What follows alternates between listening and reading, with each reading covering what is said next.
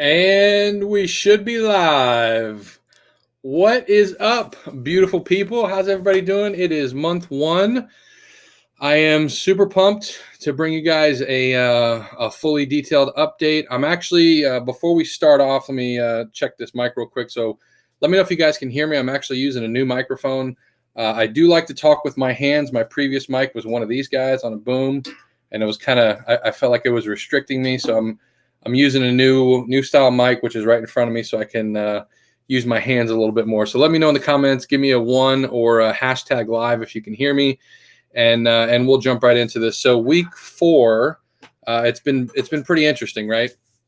The way that I'm probably gonna do this moving forward is in week increments.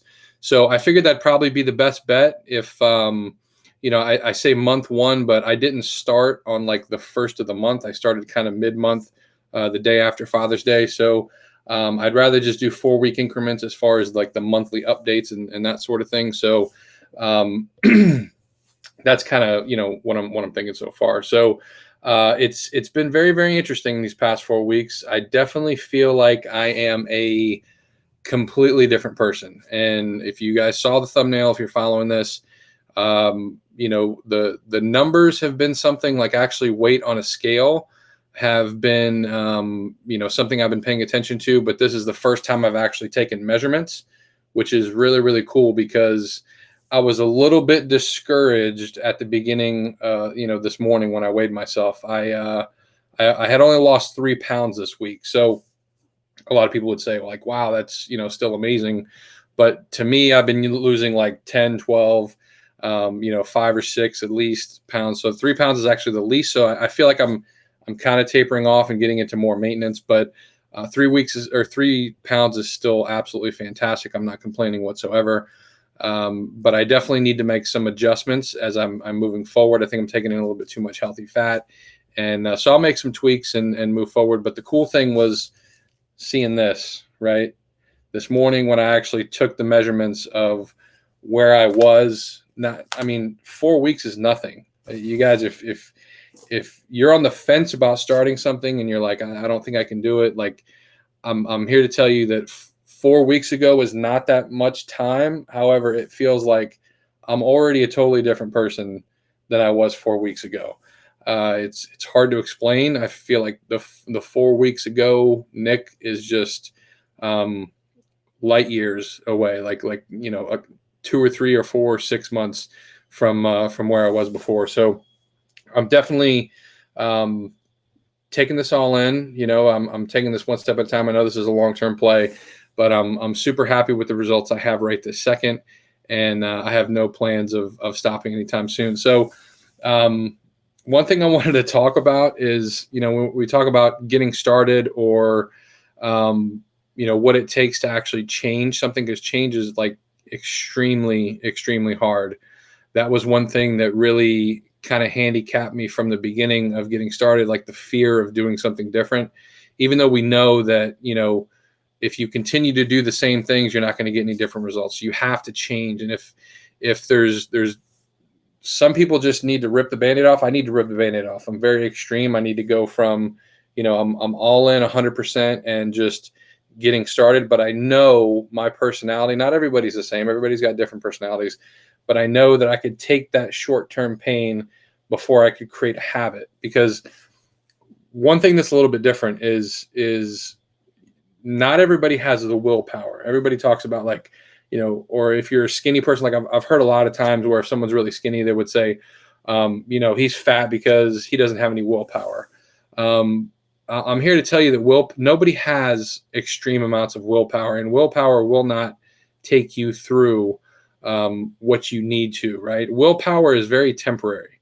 So what I mean by that is you can have willpower for a short period of time, and you might be the type of person you're like, I know I don't have any willpower whatsoever, and I know that I have to lose a bunch of weight, but I don't think I can do it because I'm not going to have enough willpower to last 6 months, 8 months, or even 1 month, right? Maybe 1 month is just seems crazy. But what I'm here to tell you is it's not about the willpower, right? It's about the habits. So the willpower is temporary, and that's what I'm saying. But me a month ago, I had no willpower whatsoever. I ate whatever I wanted to, like whatever my emotions were at the time. And so now, 1 month later, and everybody's a little bit different, but 1 month later, I've gotten myself in a very successful habit. Okay. So now the willpower is less in play because I have such a strong habit in place already. And I already feel that habit taking over, and I'm actually happier, right? Before I was only eating 2 meals a day. Now I'm eating 6 times a day, smaller meals, but I like this habit of success. And that's, I talk a lot about in business, what we do to build a good business. A lot of times we just take somebody that's already done something that you want to do, and you just model their behaviors and have, do the things that they do to be successful. I'm doing the same exact thing. Like I said, I always felt like I was a fairly educated fat person, if you will. I knew a lot about macro counting and, high carb, low carb, all that kind of stuff. But what's very interesting to me is it's all about the accountability side of things, right? I'm my own worst enemy. We are, if you have weight to lose, you are your own worst enemy, because that extra, 2 scoops of like for me, like avocado, like, I mean, I'm already eating a little bit more avocado than I should. It's already starting to creep up a little bit. So like, if you don't have a coach in place, if you're not following an exact system, it's going to be really hard, because over time you're going to just end up morphing into your old habits. So that's why creating the habits are really, really foundational. And I feel like even 1 month, they say that it depends on what you read online. You could say some articles will tell you like a habit will take anywhere from 21 days to like 8 or 9 months. And so for me, within 1 month, I feel like I have a really good habit in place. I feel, really good about the situation that I'm in, and I'm excited to keep moving on that habit. Right. So Greg, what's up, buddy? Nice to see you, man. So the overall, and I don't have really any stories for you guys or anything. The only thing that I have that I think is kind of funny, and I honestly wasn't sure if I was going to say this or not, because I think it's a little bit interesting to say. But like, if I talk about because I talk about like my emotions a lot with you guys, and going from the old way of eating and the old way of me just eating for my emotions and not really necessarily knowing what hunger was. So what I want to call, I think I want to call this um, my food, like emotional. I was emotionally eating, right? But my food maturity. Okay. And the reason why I want to think about this, because it kind of hit me this past week. My food maturity was like a teenager with sex. Okay. So food and sex, like they're two very emotional things. Okay. And so the point that I wanted to bring to you with this, right, is my food maturity was like a teenager with sex, meaning they see a hot chick or a hot dude or whatever your fancy is, whatever, right? And you get sexually aroused, and all of a sudden you're looking down and you're like, oh no, I got a problem. What am I going to do with this? Right? Like you're instantly triggered, and it's all of a sudden you can't think about anything else but sex. That's your maturity as a teenager, and that goes all the way up into your 20s, and depending on who you are. But if you're like me, right, you've lived with someone for a long time, you got a couple of kids, like you realize that as an adult, you don't need that much sex, right? I mean, that's just the nature of the beast. So like you realize that, hey, I can get past this, and it's not something that I need. And so on the flip side, on the food side, I was an absolute teenager. If I saw food, I was triggered. Like you heard my first story at the beginning of the month of me being in a gas station and see a gas station hot dog, buy one, get one free, and my mouth was watering. I was triggered. And then all I could think about was stupid hot dogs for the rest of the day. So like, it's the same thing. It's very emotional, where now that I have these habits in place, I don't look at food the same. And that was my intention this whole time, starting this whole thing, is I really wanted to change my relationship with food and how I looked at food. So even as short as a 1 month period, right? And maybe I'm totally full of shit, and maybe I'll come on in 2 or 3 months and say that I ate a whole pizza or whatever. But like right now, I feel very positive that my relationship with food has changed, because when I see food now, it's different, right? When I see pictures, when I drive by locations, when I see a commercial with a beautiful picture of the food that you never get when you actually order, but it looks really good on TV, right? Those type of things used to be a trigger for me, and it would make my mouth water. Like I would want to have food. Now I see that stuff and I know that I don't need it. I know that I'm not hungry at that moment because I'm eating with that successful habit 6 times a day. And so it's totally different. Now, I will tell you, smells are still very triggering. And I don't think that's going to change anytime soon, right? Because a smell, your sense of smell is one of the strongest senses you have. So like when we're eating food at night and the kids are eating French fries or whatever, like the sense of smell is still there, and that's a little bit of a trigger. But I know that I have these good habits in place to combat that, and I know that I don't need that stuff to survive, which has been like such a breath of fresh air to get that over with. Because before I thought if I didn't eat, it would be a massive headache or it'd be a huge sugar crash, and then I couldn't go throughout the day. So now I'm completely stabilized, and yeah, I'm a more mature person with food, and I think that makes, for me, it makes a lot of sense. Maybe it makes some sense to you. But so without further ado, I want to show you guys this chart, and this is what I'm going to kind of like my ongoing chart. And so what I did is I broke this up into a couple of different segments, right?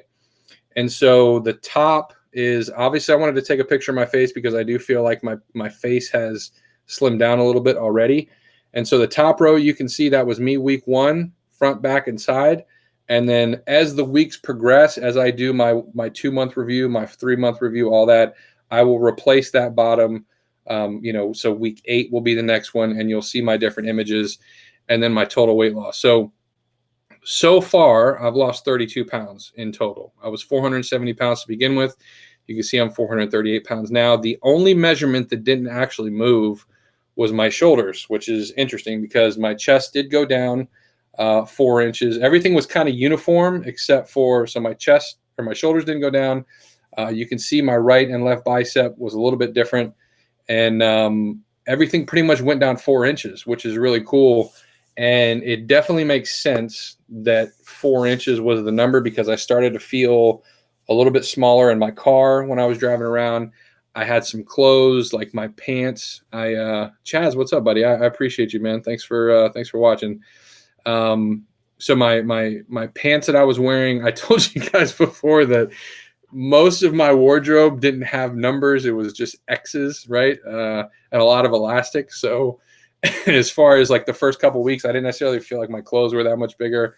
But now, like I have a pair of khaki pants that I wear all the time that are full elastic, and they have a drawstring on them. They still button, they still have a fly. They look like regular khakis, but they're just like the fat man version. Or like if you have kids, that like little toddler pants have like the drawstring and the tie. They're kind of like kids' pants.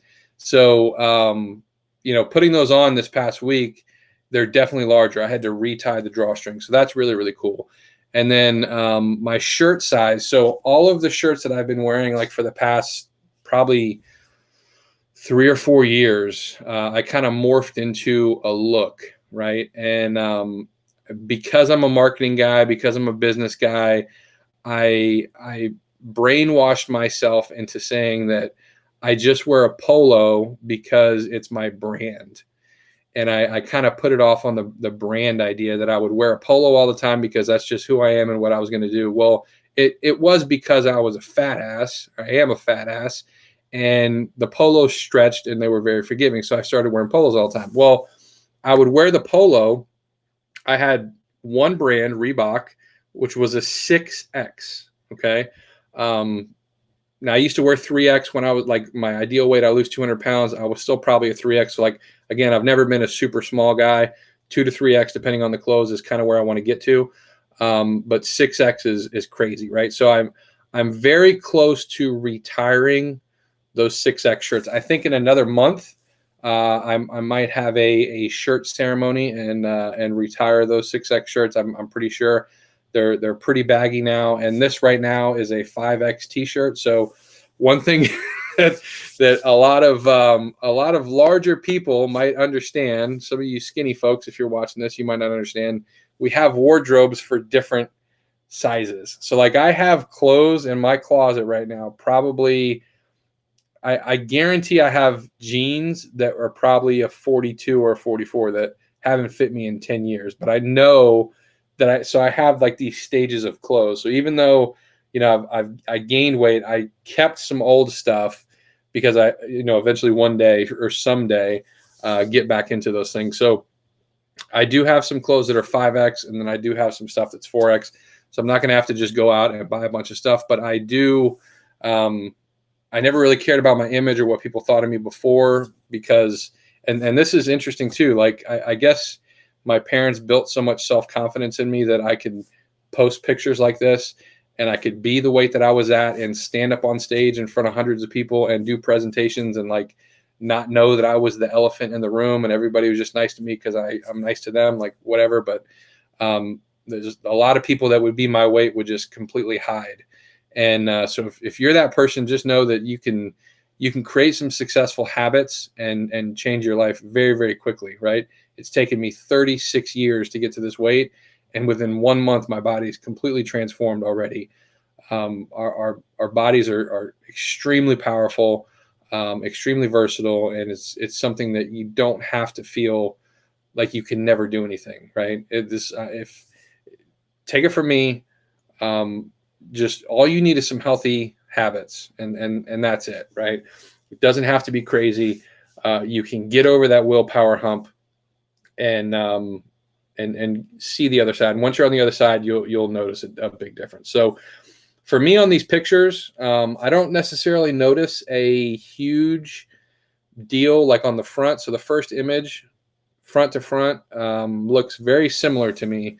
The one that I notice a lot is the side view. So I do feel like I'm shrinking a little bit in from front to back, which would make sense because before, like my belly would kind of rub against my steering wheel a little bit, especially like getting in and out of the car. So now that's not happening. I can actually put my hand in front of the steering wheel, so like my belly's not touching. So that's how I kind of knew when I was getting in my car that the weight was coming down. Then I also felt a little bit better in my seat, back to back.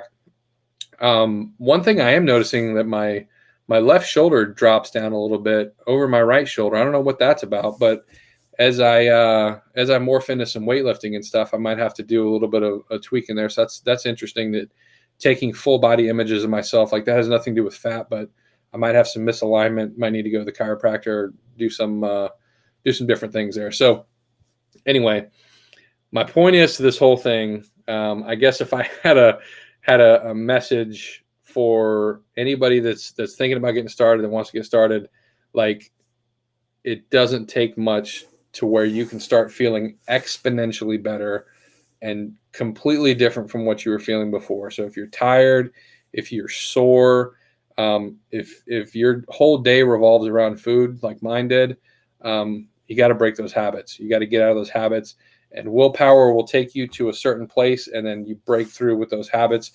And that's really the key to this whole thing, right? It's just putting healthy habits in place so that you can get out of the rut that you were in. And I was in a huge rut, and I definitely feel like I'm moving in the right direction. And I'm definitely looking forward to this 200-pound journey. I'm super thankful to everybody who's been watching me, been commenting, been reaching out. It really, really means a lot. And I didn't necessarily know how many people I was impacting by this, because I've been getting some messages of people that are watching me, and it's really humbling, and it's really cool. I would love to like create a community of people who are just want to be better and get better. I mean, that's really, I'm putting health into that getting better category, but that's not something that's new to me.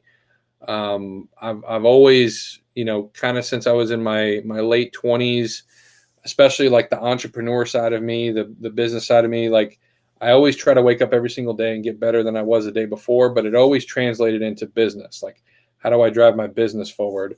Or even like now, like my relationships, like how can I be better with my children, with Stephanie, with everything. I'm always looking at ways to improve, but I never attach that to my health. And I don't know why. And maybe I was just afraid. Maybe I just had too much fear.